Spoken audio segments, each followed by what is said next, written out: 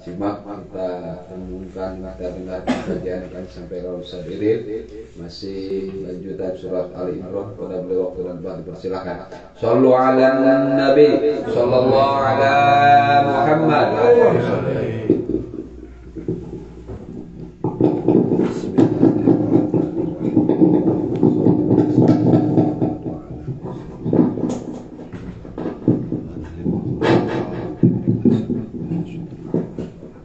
Bismillahirrahmanirrahim.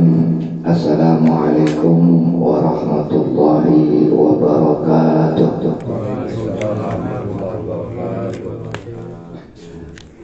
Alhamdulillahilladzi an'ama ni'matal iman wal islam wa asyhadu an la ilaha illallah wahdahu la syarika lah wa asyhadu anna Muhammadan abduhu wa rasuluhu la nabiyya ba'dah. Allahumma salli wa sallim wa barik ala sayyidina Muhammadin wa ala alihi wa sahbihi ajma'in, amma ba'du. Allahumma rabbi shrah li sadri wa yassir li amri wa hlul 'uqdatam min lisani yafqahu qawli. Alhamdulillah, puji beserta syukur marilah sama-sama kita panjatkan kehadirat Allah Subhanahu wa taala yang telah memberikan kepada kita di antara nikmat-nikmatnya. Yang pertama, Allah anugerahkan kepada kita nikmat sehat, sehingga Allah kuatkan langkah kaki kita untuk melangkah ke tempat ini. Dan anugerah kedua, Allah anugerahkan kepada kita hidayah, sehingga hati kita juga bisa menuntun kaki untuk hadir di tempat ini. Dan tidak hanya itu, Allah juga anugerahkan kepada kita kesempatan, sehingga tidak ada halangan yang menghalangi keinginan kita, yang menghalangi sehatnya tubuh kita untuk sama-sama hadir ke tempat ini. Dan begitu juga salawat beserta salam tidak lupa marilah kita limpahkan kepada Nabi kita Muhammad sallallahu alaihi wasallam. Para Bapak yang saya hormati dan mudah-mudahan Allah memuliakan, di pembahasan minggu kemarin saya membahas surah Ali Imran ayat ke-26 atau terhenti di Ali Imran ayat ke-26. Oleh karena ayat-ayat ke-26 ini masih memiliki hubungan yang erat dengan ayat ke-27, maka saya kembali mengulang pada malam ini, yaitu surah Ali Imran ayat ke-26 dan ke-27. Ada satu hal yang menarik yang kita sama-sama mungkin baru tahu, walaupun sebenarnya ini adalah sudah masyhur, bahwa Ali Imran ayat ke-26 dan 27 ini menurut ulama merupakan amalan. Kalau kita misalnya dari lilitan dan pengen terlepas dari lilitan utang, ini amalannya itu surah Ali Imran ayat ke-26 dan ke-27, berdasarkan daripada hadis Nabi, yaitu di mana sahabat Mu'adz bin Jabal ketika itu dia terlilit-utang dan Rasulullah memberikan solusinya, yaitu dengan membaca surah Ali Imran ayat ke-26 dan ke-27. Dan juga menurut ulama lain, ini merupakan ayat amalan untuk orang yang dihimpit musibah, masalah, kesedihan, apapun hal-hal yang mungkin nggak berkenan untuk hati kita dan diri kita, maka juga kita dianjurkan mengamalkan daripada surah Ali Imran ayat ke-26 dan ke-27 ini. Yang dengannya mudah-mudahan Allah menjadikan kesedihan yang menjadi kebahagiaan, ya kan, dan hal-hal lain yang mungkin memberatkan, membebankan hidup kita, maka solusinya itu membaca dua surah ini, gitu. Nah, karena ini perkataan orang menjunjung, sehingga jadi sangat menarik kalau kita coba bahas lebih dalam tentang dua ayat ini yang dikatakan memiliki keutamaan. Salah satunya bisa menjadikan kita yang tadi kita udah lepas, yang tadinya kita sedih bisa jadi bahagia, dan supaya tadinya kita susah menjadi merasa mudah. Bagaimana? ayat ini Allah Subhanahu wa taala berfirman, Qulillahumma malikal mulki tu'til mulka man tasa'u wa tanzi'ul mulka mimman tasa'u wa tu'izzu man tasa'u wa tudhillu man tasa'u biyadikal khair innaka ala kulli syai'in qadir. Qul, katakan Muhammad atau berdoalah Muhammad, Allahumma ya Allah, malikal mulk, pemilik kerajaan, pemilik kekuasaan, pemilik sesuatu yang dimiliki, tu'til mulka, yang memberikan kekuasaan tadi, yang memberikan kekerajaan tadi, yang memberikan jabatan tadi, man tasa'ala, kepada orang yang dikehendaki, wa tanzi'u, dan mencabut al-mulka, kekuasaan, kerajaan, jabatan, kepemilikan, mimman tasa'ala, dari orang yang dikehendaki, wa tu'izzu man tasa'ala, dan memuliakan man tasa'ala, orang yang dikehendaki, wa tudhillu man tasa'ala, dan menghinakan orang yang dikehendaki juga, biyadikal khair, di tangannya lah, di tangan Allah itu apa? Kebaikan. Innaka ala kulli syai'in qadir, sesungguhnya engkau ala kulli syai'in qadir, atas segala sesuatu itu berkuasa. Dan juga di ayat yang ke-27 Allah Subhanahu wa taala berfirman, tulijul laila fil nahari wa tulijul nahara fil lail wa tukhrijul hayya minal mayyit wa tukhrijul mayyita minal hayy wa tarzuqu man tasha'u bighairi hisab. Tulijul laila fil nahari, engkau juga masukkan malam ke dalam siang, wa tulijul nahara fil lail, dan engkau masukkan siang ke dalam malam, wa tukhrijul hayya, dan engkau keluarkan kehidupan minal mayyit, daripada kematian, wa tukhrijul mayyita minal hayy, dan engkau keluarkan kematian dari kehidupan, wa tarzuqu man tasha'u bighairi hisab, dan engkau memberikan rezeki man tasha'u, kepada orang yang dikehendaki, bighairi hisab, dengan tanpa perhitungan, dengan tanpa hitung-hitung. Nah, bagaimana kita bisa memahami sehingga ayat ini bisa menjadi penawar buat kita daripada kesedihan tadi?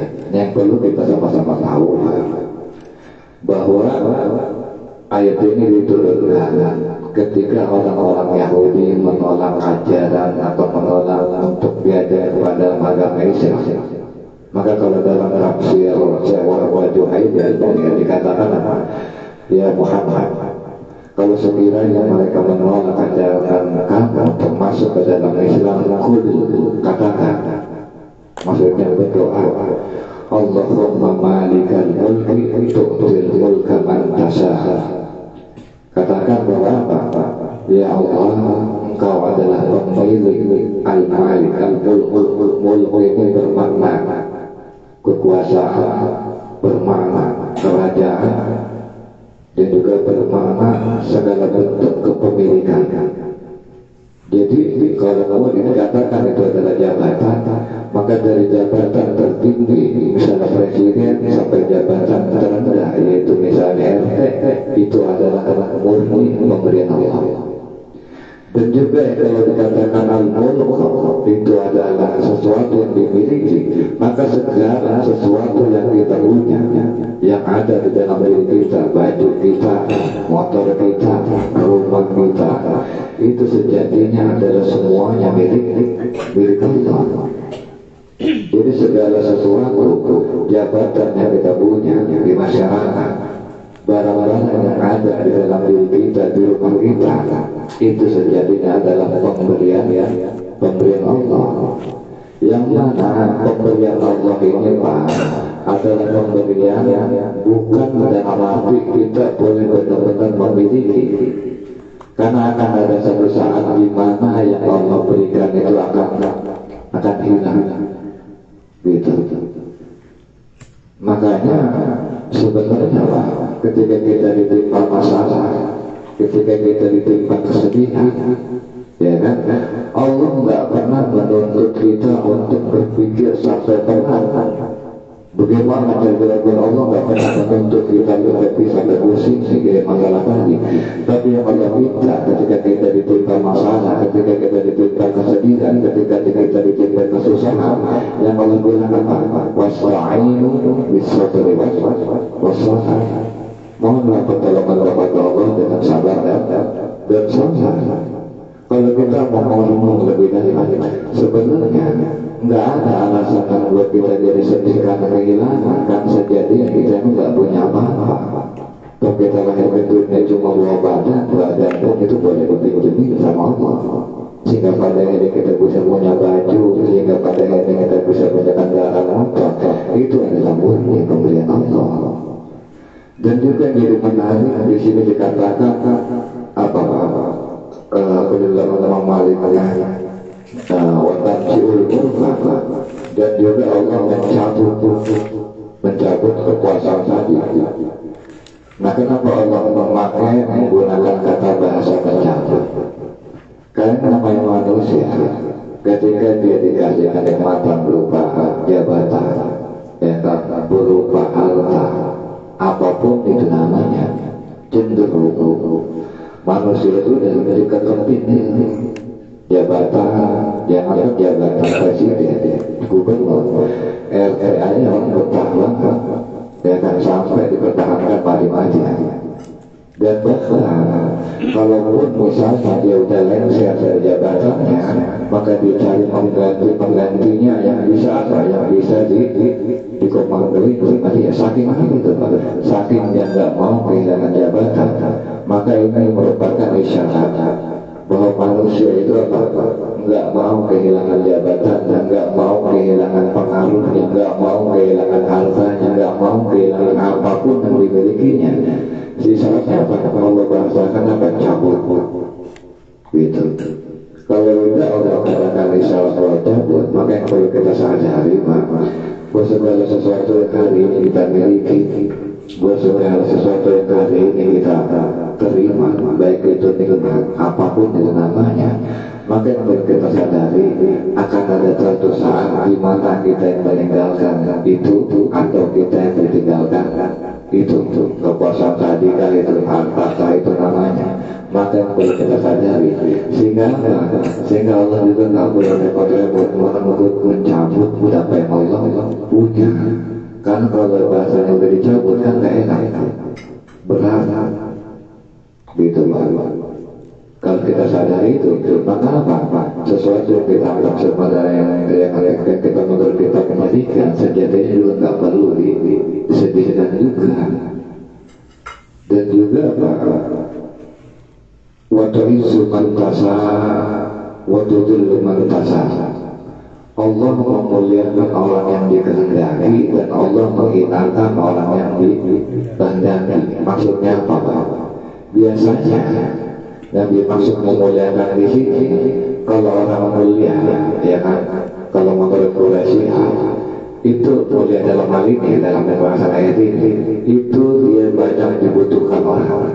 Biasanya kalau orang yang memiliki jabatan presiden itu kan apa? Dibutuhkan banyak orang.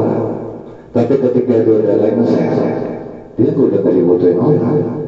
Gitu.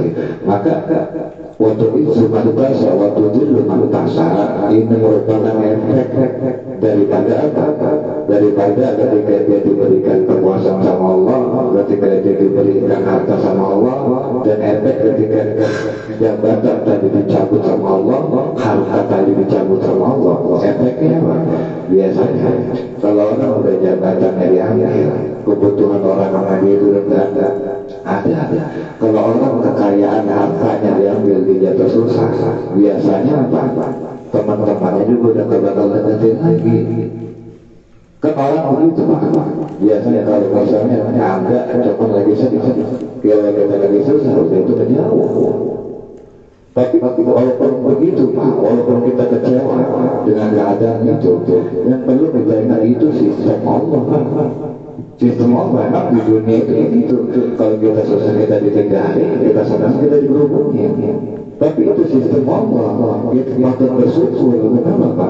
Kita bersyukur kita lagi susah dari kantor ini, betul-betul nggak ada jawab. Kan begitu.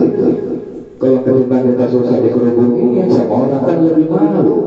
Maka Allah menetapkan sistem tadi. Kalau kita susah wajar orang mengajarnya apa? Justru sangat malu ketika susah teman-teman kita nontonin mama. Kok malu tuh? Dia pentingnya udah kan gua susah gua aja, lu mau udah pada kemana ya? Biar gua selesaikan masalah gua sendiri kan begitu. Itu sistem Allah. Makanya kita nggak perlu merasa kecewa dengan sistem Allah ini, karena memang hukum dunia ya seperti itu. Ketika kita susah dijauhkan, ketika kita susah dihinakan, wajar itu sistem Allah. Tapi apapun ketentuan Allah buat kita, Allah tetapkan kita susah, Allah tetapkan kita bahagia, Allah tetapkan kita jadi orang hina, belum berdosa atau apapun, untuk dia khair. Ketetapan Allah itu baik buat kita, gitu. Ketetapan Allah itu baik, walaupun hatta dia ditetapkan misalnya ya, jadi seorang pemabuk, pezina, penjudi sekalipun, ketetapan Allah itu baik. Padahal apa? Si pezina tadi, penjudi tadi, pemabuk tadi, dia merasa hina di hadapan Allah, dia tidak merasa lebih baik dari orang. Akhirnya dia pikir dia udah merasa lelah, ya udahlah gua kembali kepada Allah. Dia tinggal khair di tangan Allah adalah segala kebaikan. Dia juga kalau kita sadari juga, ya apapun kondisi Allah tetapkan. Ini yang buat kita menjadikan yang boleh kena apapun itu, yang perlu kita ingat dari ayat Allah bilang innaka ala kulli syai'in qadir. Sesungguhnya apa? Engkau ala kulli syai'in qadir, terhadap segala sesuatu itu berkuasa. Oke, hari ini kita mungkin kita akan dicabut, kita punya harta dicabut, kita punya kekuasaan dicabut, kita punya jabatan. Bisa jadi besok Allah kasih lagi jabatan tadi, bisa jadi Allah kasih lagi kekuasaan tadi, bisa jadi Allah kasih lagi harta yang mungkin sebelumnya kita harapkan. Bisa jadi, jangan khawatir. Kenapa? Innaka ala kulli syai'in qadir. Sesungguhnya engkau atas segala sesuatu itu qadir, berkuasa. Dan di ayat ke-27 Allah Subhanahu wa taala berfirman, tulijul laila bin nahar wa tulijul nahara bil lail. Nah, jadi engkau juga yang apa? Tulijul laila bin nahar, yang memasukkan malam ke dalam siang, wa tulijul nahara bil lail, dan memasukkan siang ke dalam malam. Apa? Kita kan semua sama-sama tahu mereka perbedaan antara siang dan malam. Kalau siang yang terang, malam gelap. Cuma kadang-kadang kita nggak sadar ketika perbedaan itu, perubahan itu dari perubahan gelap ke malam, nggak sadar tuh kelihatan ya. Kalau kita perhatiin lagi sebenarnya nggak kelihatan perubahan tadi. Sakitnya itu sakit Allah punya kuasa menjadikan malam tadi masuk ke siang dan sebaliknya siang masuk ke malam, itu perlahan-lahan. Begitu sakit sistem Allah itu saking Allah mempunyai sistem yang bagus, perubahannya detik-detik. Demi kalau perbedaan siang dan malam itu sering berubah-ubah. Kadang-kadang kalau waktu malam lebih panjang daripada siang, dan sebaliknya terkadang siang lebih panjang daripada malam. Kalau untuk kita yang berada di garis khatulistiwa, mungkin perbedaan ini atau perubahan waktu ini tidak terlalu, paling berapa jam atau berapa menit kalau berada di garis khatulistiwa. Tapi kalau misalnya sudah ada di luar garis khatulistiwa, itu kelihatan banget. Terkadang malam dia malamnya itu bisa 21 jam, sementara siangnya itu cuma sisanya 3 jam. Bahkan ada negara seperti Swedia, dia merasa malam itu cuma 30 menit. Ada yang sampai begitu. Saking apa itu Pak? Itu tadi perbedaan karena mereka berada di luar garis khatulistiwa. Tapi Pak, perubahan itu kok perlahan, nggak kelihatan, nggak disadari, karena perubahan itu terjadi detik demi detik. Seperti begini, seperti perubahan anak kita. Kita kan sehari-hari anak-anak, ya kan? Sehari ketemu anak, kita nggak pernah melihat perubahan anak. Kenapa? Karena kita sehari-hari. Tapi kalau misalnya kita baru ketemu anak setahun, Tapi kita ketemu, anak kita ketemu lebih gede aja. Kenapa? Karena kita nggak memperhatikan nggak memperhatikan perubahan anak setiap detik demi detik. Artinya Allah Subhanahu Wa Taala itu kuasa menjadikan malam masuk ke dalam siang. Itu prosesnya apa? Detik demi detik. Dan sampai kita nggak sadar tadinya sore maghrib agak mulai gelap atau kita nggak sadar atau gelap. Saking apa perubahan itu perlahan banget seperti jarum jam. Kita nggak tahu perbedaan jam itu berubah. Saking apa perubahan itu detik dan teliti banget Allah. Begitu itu. Dan juga Allah wa tukhrijul hayya minal mayyit wa tukhrijul mayyita minal hayy. Dan Allah mengeluarkan hidup dari yang mati dan juga mengeluarkan yang mati dari yang hidup. Ini memiliki memiliki banyak pengertian. Dari yang sebelumnya hatinya mati bisa jadi hidup. Artinya kayak kita jangan suka jangan suka ngecap orang masalah dia mau seks. Hatinya busuk sudah. Kita tidak tahu bisa jadi dari hati yang kita akan mati besok dia tobat hatinya lebih hidup dari kita, atau sebaliknya ketika kita merasa hati kita lebih hidup, kita lebih baik, bisa jadi besok kita lebih buruk dari yang kita anggap buruk tadi. Itu punya Allah kuasa. Dan juga dalam pengertian bahwa dari orang tua yang kafir itu bisa lahir anak yang beriman, atau sebaliknya dari anak yang beriman itu bisa lahir orang tua yang dari anak tua yang beriman lahir anak yang kafir. Seperti apa? Seperti Abdullah bin Ubay bin Salul. Jadi anak Abdullah bin Ubay itu menjadi salah satu sahabat Rasulullah. Kan tidak menutup kemungkinan kalau Allah pengen, Allah bisa. Atau bisa ada sesuatu yang mati, misalnya benih, biji, ya kan? Dan sesuatu yang mati kita tanam tumbuh-tumbuhan. Itu merupakan bagian daripada kekuasaan Allah. Atau dari telur yang kita kelihatan mati lahir dari ayahnya, dan sebaliknya dari ayah melahirkan sesuatu yang mati itu telur. Dan ini merupakan daripada kekuasaan Allah. Dan maksudnya Allah ingin menanamkan rasa optimisme dalam hati setiap muslim, baik yang dirundung masalah, yang dirundung dia punya kesedihan, bahwa jangan putus asa ketika menghadapi situasi yang sulit. Karena kalau kita udah tidak bisa melakukan satu usaha, ya kan, kalau kata maka maka serahkan pada Allah, biarkan masalah itu berlanjut sampai puncaknya. Kalau biasanya masalah itu puncaknya, nanti akan Allah berikan solusi yang terbaik.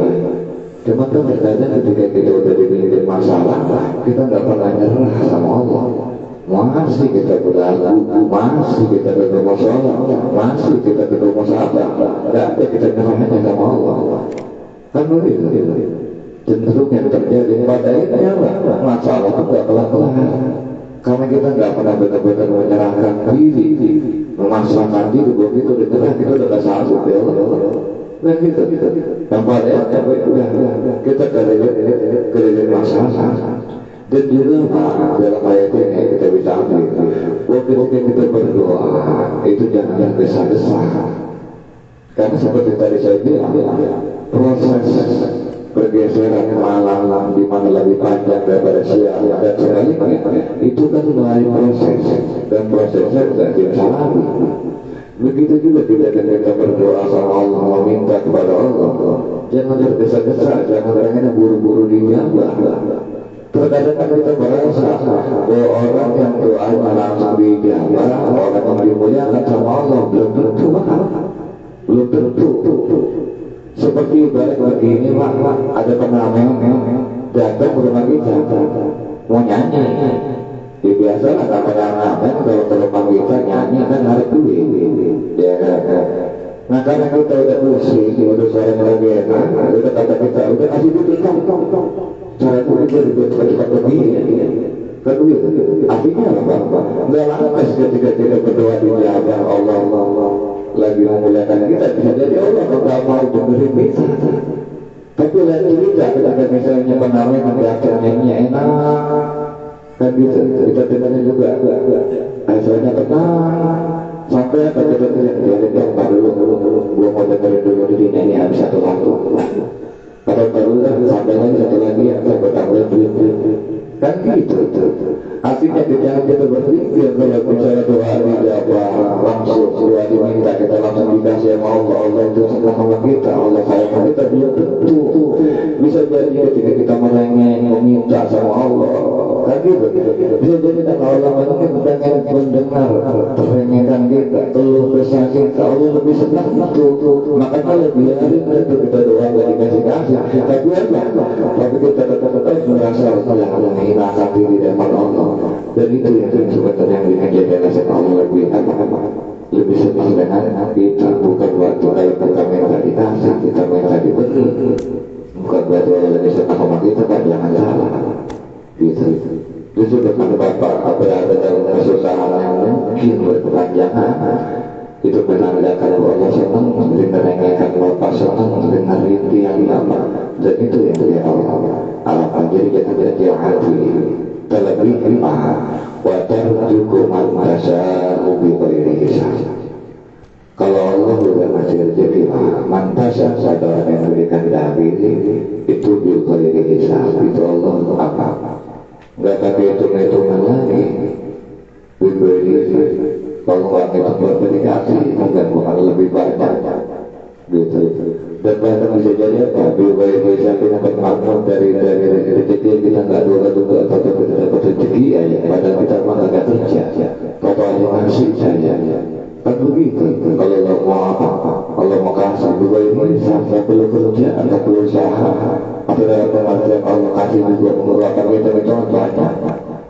Yang mana kita yakin itu wajar berkembang tasya ubiwai bisa sehingga menjadi masuk akal. Kalau Allah katakan apa bahwa ayat ini bisa menjadi solusi ketika kita diletupan, bisa menjadi solusi ketika kita dirundung kesedihan, ya ketika dirundung kesusahan. Maka apa? Ya kita nggak ada salahnya dan bahkan lebih bagus kita amalkan ini dan kita yakini tentang maksud daripada apa yang Allah sampaikan kepada kita pada kajian kita malam ini. Mungkin itu saja dari saya. Assalamualaikum warahmatullahi wabarakatuh.